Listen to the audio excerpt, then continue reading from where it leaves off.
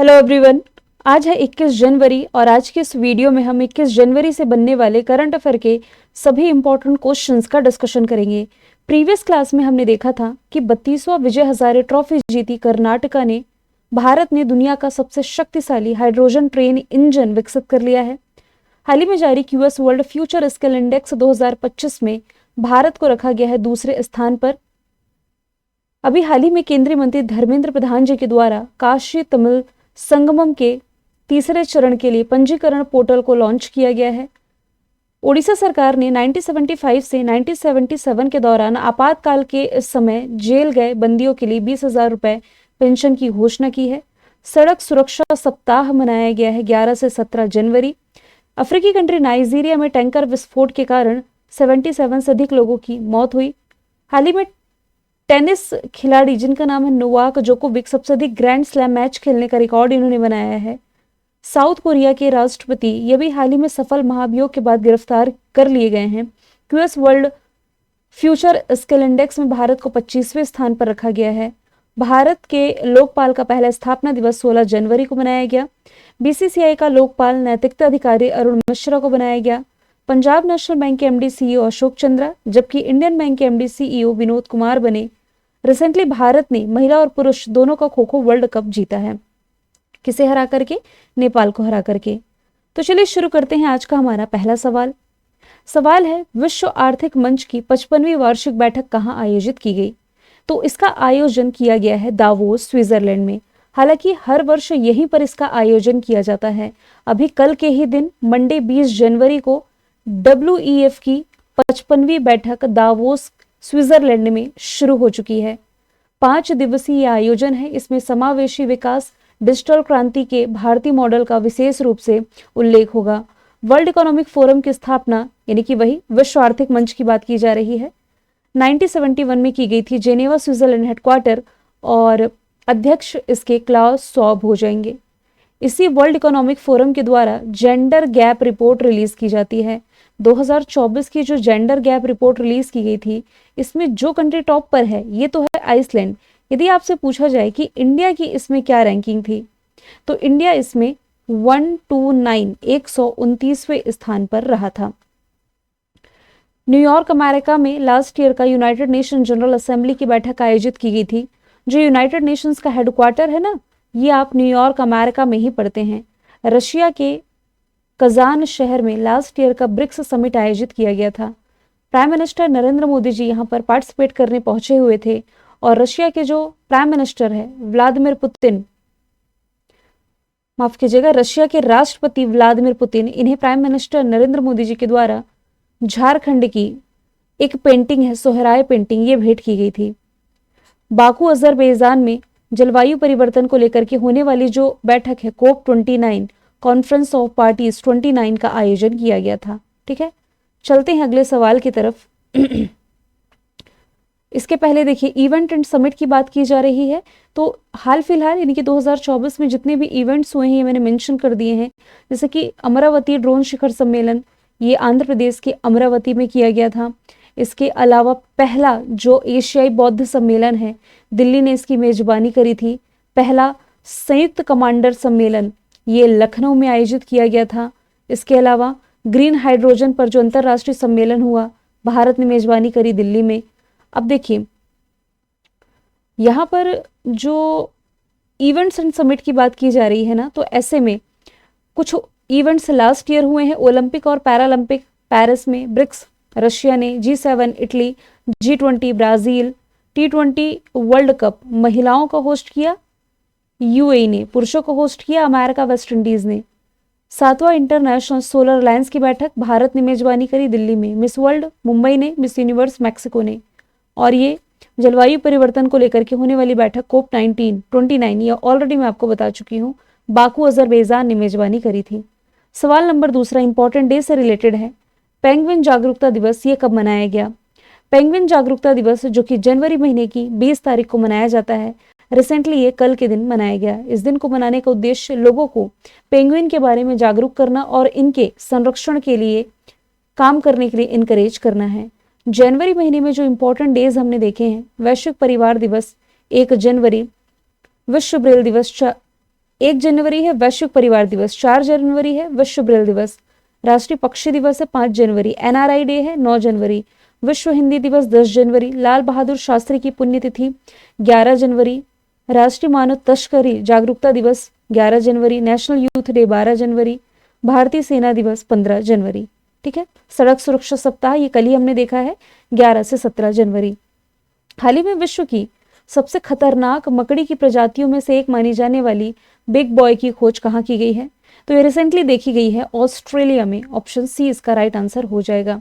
Australia के new Castle's के पास इसकी खोज की गई है। ये मकड़ी सिडनी फनल वेब मकड़ी की एक प्रजाति है जिसका वैज्ञानिक नाम है एट्रेक्स क्रेंटिसनी।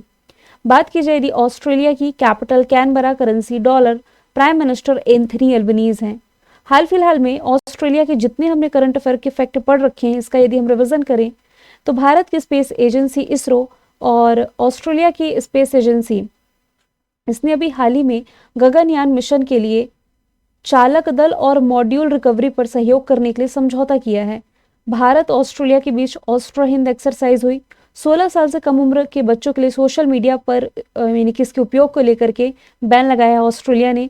यहाँ की 2 यूनिवर्सिटी है, डेक्कन और वोलोंगोंग, इसने गुजरात गिफ्ट सिटी, गिफ्ट यानी कि Gujarat international finance tech city में अपने कैंपस ओपन किए हैं। पिच ब्लैक एक्सरसाइज इसी ने होस्ट की। CSK अपना नया ब्रांच यहाँ ओपन करेगा। विदेशी छात्रों के लिए विद्यार्थी वीजा शुल्क जो $710 था, ये बढ़ा करके $1600 किया गया। चक्रवाती तूफान या ऑस्ट्रेलिया के तट से टकराया। यहाँ के मोनास यूनिवर्सिटी के शोधकर्ताओं ने दुनिया की पहली बायोनिक आंख डेवलप की। राइट टू डिस्कनेक्ट कानून चर्चे में था। ये ऑस्ट्रेलिया का है और दुनिया का सबसे बड़ा 110 वर्ष पुराना मगरमच्छ की मृत्यु हुई, ये भी ऑस्ट्रेलिया का है। नेक्स्ट क्वेश्चन है, ICC under 19 women T20 world cup 2025 ये कहाँ आयोजित की जा रही है? तो इसका आयोजन किया जा रहा है मलेशिया में। ऑप्शन बी इसका राइट आंसर है। 18 जनवरी से ये शुरू हो चुका है और 2 फरवरी तक चलेगा। ICC अंडर 19 T20 महिला वर्ल्ड कप। अब देखिए इसका ये दूसरा संस्करण है। ऑब्वियसली ICC के द्वारा ही इसे आयोजित किया जाता है। तो ये जो टूर्नामेंट हो रहा है इसमें भारत की कप्तान है निक्की प्रसाद। यहाँ से आपको ये भी ध्यान देने वाली बात है कि भारतीय टीम ने सैफाली वर्मा की कप्तानी में साउथ अफ्रीका में आयोजित फाइनल में इंग्लैंड को हरा करके अपना पहला ICC अंडर 19 महिला T20 वर्ल्ड कप जो 2023 का था ये जीता। अब दूसरा संस्करण शुरू हो चुका है मलेशिया में। ठीक है, ICC का फॉर्मेशन ईयर है 1909। दुबई में हेडक्वार्टर, अध्यक्ष जय शाह हो जाएंगे। अब ये आप जरूर याद रखें कि ICC हॉल ऑफ फेम में शामिल पहली भारतीय महिला क्रिकेटर डायना एल्डोजी हैं, लेकिन 2024 में नीतू डेविड को भी शामिल किया गया। पुरुषों का T20 वर्ल्ड कप भारत ने जीता है, महिलाओं का जीता है न्यूजीलैंड ने। और आयोजन कहाँ किया गया ये ऑलरेडी हम देख चुके हैं। ICC भ्रष्टाचार निरोधक इकाई के नए अध्यक्ष सुमित धर्मवर्धने ये रिसेंटली बनाए गए हैं। श्रीलंका ने महिलाओं का एशिया कप होस्ट किया था 2024 का। विजेता भी श्रीलंका था भारत को हरा करके। भारत ये first time kho kho world cup host किया, दिल्ली में आयोजन किया गया जिसमें कि विजेता भारत है। पुरुष और महिला दोनों की कैटेगरी में women T20 world cup UAE ने होस्ट किया 2024 का। अगला सवाल है, AI से निर्मित भारत की पहली हिंदी गायिका और मॉडल कौन बनी है? इनका नाम पूछा जा रहा है। तो हिंदी में तो आप कहेंगे माया, इसे ही आप इंग्लिश में प्रोनाउंसिएट करेंगे तो ये बनता है माइया। तो AI से बनी भारत की पहली हिंदी सिंगर और मॉडल जिसका नाम है माइया, इसने कौन है ये इस ट्रैक के साथ डेब्यू कर लिया है। डेब्यू कर लिया है मतलब एंट्री कर दी है, शुरुआत कर दी है आप कह सकते हैं। ये ट्रैक AI तकनीक और कलात्मकता का अनोखा मेल है और इसी के साथ मनोरंजक जगत में, एंटरटेनमेंट इंडस्ट्री में एंट्री हो गई है भारत की पहली हिंदी सिंगर और मॉडल जिसका नाम है माइया, हिंदी में कहेंगे तो माया। ऑप्शन से यदि हम रिलेट करें तो देश की पहली AI टीचर का नाम है आयरिस। सूर्यांशु ये है देश की पहली सोलर बोट और व्योम मित्र इसरो के द्वारा लॉन्च किया गया अर्धमानव रोबोट हो जाएगा। अब यहाँ पर बात की जा रही भारत के पहले की, तो इस स्लाइड को आप देखिए। उबर ने भारत की पहली जल परिवहन सेवा की शुरुआत श्रीनगर में की। पहला नाइट सफारी लखनऊ में बनेगा। देश का पहला ग्रीन हाइड्रोजन फ्यूल स्टेशन का उद्घाटन लेह लद्दाख में। देश का जो पहला स्वचालित इंडोर वायु गुणवत्ता मॉनिटर लॉन्च किया गया, पवन चित्रा नाम है। पहली solar city Sanchi, wetland city Udaipur, पहला traffic light free city Kota. Carbon dioxide से मेथनॉल प्लांट ये प्रस्तावित है पुणे में और पहला डिजिटल म्यूजियम खोला गया है महाराष्ट्र में। क्वेश्चन है, हाल ही में मिजोरम के राज्यपाल कौन बने हैं? तो अभी हाल ही में वीके सिंह बन गए हैं पूर्वोत्तर भारत का जो राज्य है मिजोरम, इसके राज्यपाल। अब देखिए, राज्यपाल का उल्लेख, राज्यपाल के पद का उल्लेख है आर्टिकल नंबर 153 में, लेकिन इनकी नियुक्ति राष्ट्रपति के द्वारा की जाती है, इसका उल्लेख है आर्टिकल नंबर 155 में, 155 में। इसके अलावा राज्यपाल का पद किस देश के संविधान से लिया गया है? तो कनाडा के संविधान से लिया गया है। जो 7वां संविधान संशोधन है 1956, इसके तहत 2 या 2 से अधिक राज्यों के लिए एक राज्यपाल हो सकते हैं, तो ये भी आप याद रखिए। अगला सवाल है, अंतरिक्ष डॉकिंग के मामले में भारत का कौन सा स्थान है? तो इसमें भारत को मिला है चौथा स्थान। ऑप्शन नंबर सी इसका राइट आंसर है। यदि देखा जाए तो अमेरिका, रशिया और चाइना, इन 3 देशों के बाद भारत जो है ये डॉकिंग क्षमता विकसित करने के लिहाज से और इसके परीक्षण करने के लिहाज से यदि हम देखें तो चौथा देश बन गया है। भारत ने रिसेंटली स्पेसएक्स मिशन के तहत चेजर और टारगेट नाम के 2 उपग्रहों का सफलतापूर्वक डॉक करके ये उपलब्धि हासिल की। अच्छा, यहाँ पर जो टर्म लिखा हुआ है ना, डॉकिंग करना, इसका मतलब क्या हुआ? इसका सिंपल सा मतलब है कि अंतरिक्ष में 2 उपग्रहों को जोड़ देना। तो अभी इसकी टेस्टिंग की गई है चेजर और टारगेट नाम के 2 सैटेलाइट का सफलतापूर्वक डॉक करके। अंतरिक्ष डॉकिंग का काम इसरो द्वारा स्वदेशी रूप से विकसित जो भारतीय डॉकिंग सिस्टम है, इसके द्वारा पूरा किया गया है। ये तकनीक भारत को एक उपग्रह या आप कह सकते हैं अंतरिक्ष यान से दूसरी सामग्री में स्थानांतरित करने में मदद मिलेगी। यदि मैं बात करूं इंडेक्स और रैंकिंग की, अभी तो जनवरी शुरू हुआ है, यानी कि 2025 की शुरुआत हुई है। 2025 में तो वैसे इंपॉर्टेंट रैंकिंग अभी रिलीज नहीं की गई है, लेकिन जो ऑलरेडी हमने पढ़ लिए उसका रिविजन यदि हम करें तो ग्लोबल इनोवेशन इंडेक्स में इंडिया 39 है। मैं केवल इंडिया की रैंकिंग बता देती हूँ, टॉप पर कंट्रीज के नाम लिखे हुए हैं। हैप्पीनेस इंडेक्स में 126, पीस इंडेक्स में, ग्लोबल पीस इंडेक्स में इंडिया 116, जेंडर गैप इंडेक्स में इंडिया 129, करप्शन इंडेक्स यानी कि भ्रष्टाचार सूचकांक में इंडिया 93, लॉजिस्टिक परफॉर्मेंस इंडेक्स में इंडिया 38, प्रेस फ्रीडम इंडेक्स में इंडिया 159, वैश्विक भुखमरी सूचकांक में इंडिया 105, पहला वैश्विक प्रकृति संरक्षण सूचकांक में इंडिया 176, आर्थिक स्वतंत्रता सूचकांक में इंडिया 84, यात्रा पर्यटन विकास सूचकांक में इंडिया 39 प्लेस पर रहा है।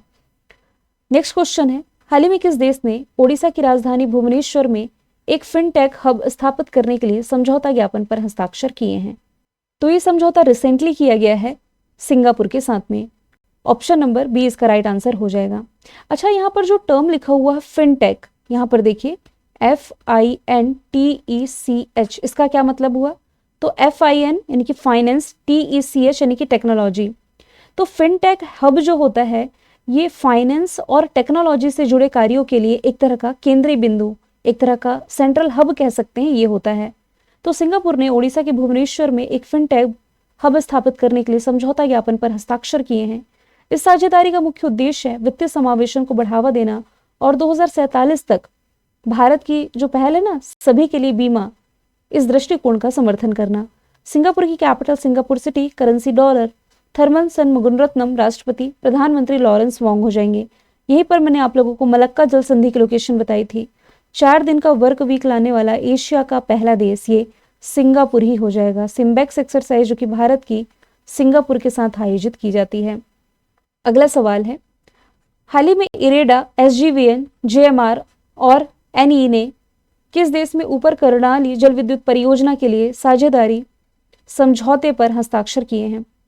तो ये समझौता रिसेंटली किया गया है नेपाल के साथ। ऑप्शन सी इसका राइट आंसर हो जाएगा। यहाँ पर जो कुछ कंपनीज के नाम लिखे हैं, इरेडा, SGVN, इसका मतलब आप समझते हैं? देखिए मैं बता देती हूँ, जैसे ये कंपनी का नाम है IREDA, Indian renewable energy development agency, ये इरेडा की फुल फॉर्म हुई। फिर यहाँ पर लिखा हुआ है सतलज जल विद्युत निगम, फिर लिखा हुआ है JMR, ग्रैंदी मल्लिकार्जुन राव, ये फाउंडर थे JMR ग्रुप के। और फिर है NEA यानी कि नेपाल इलेक्ट्रिसिटी अथॉरिटी, यही इन कंपनीज के फुल फॉर्म है। इसने नेपाल में ऊपरी कर्णाली जल विद्युत परियोजना के लिए एक तरह का पार्टनरशिप किया है, कह सकते हैं। ये परियोजना, या आप कह सकते हैं इस ऊपरी कर्णाली जल विद्युत परियोजना की अवधि, इसकी जो कमर्शियल परिचालन तिथि होगी, यानी कि जब से शुरुआत होगी तब से 25 वर्ष तक रहने वाली है, और ये रहेगी नेपाल में, जिसकी कैपिटल काठमांडू है। काठमांडू में हेडक्वार्टर है सार्क का, south Asian association for regional corporation. अब आपको कमेंट बॉक्स में बताना है कि सार्क में नंबर ऑफ कंट्रीज कितनी है। ऑप्शन में दे देती हूँ 6, 7, 8, 9, और क्या भारत इसका मेंबर है, यस और नो में इसका आंसर आप लोगों को बताना है। चाइना की यदि मैं बात करूं तो ब्रह्मपुत्र नदी पर यह दुनिया का सबसे बड़ा ब्रिज बनाने जा रहा है। भूटान ने अपने हाईएस्ट सिविलियन ऑनर से सम्मानित किया प्राइम मिनिस्टर नरेंद्र मोदी को। 10वां सवाल है, विदेश मंत्री एस जयशंकर और भारत में जो अमेरिकी राजदूत है जिनका नाम है एरिक गारसेटी, इसके द्वारा किस शहर में नए अमेरिकी वाणिज्य दूतावास का उद्घाटन किया गया। तो इसका उद्घाटन रिसेंटली किया गया है कर्नाटक की कैपिटल बेंगलोर में। इसी के साथ जल्द जो भारत है लॉस एंजल्स में अपना वाणिज्य दूतावास खोलने जा रहा है।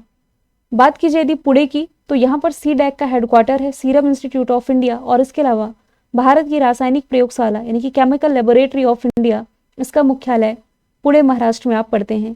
लखनऊ में पहला संयुक्त कमांडर सम्मेलन आयोजित किया गया, पहला AICT। भुवनेश्वर में जो प्रवासी भारतीय सम्मेलन का आयोजन किया गया जनवरी में, यहीं पर किया गया था। 11वां सवाल है, हाल ही में भारत के मुख्य न्यायाधीश जिनका नाम है संजीव खन्ना, इन्होंने किसे सुप्रीम कोर्ट के जस्टिस के तौर पर शपथ दिलाई है।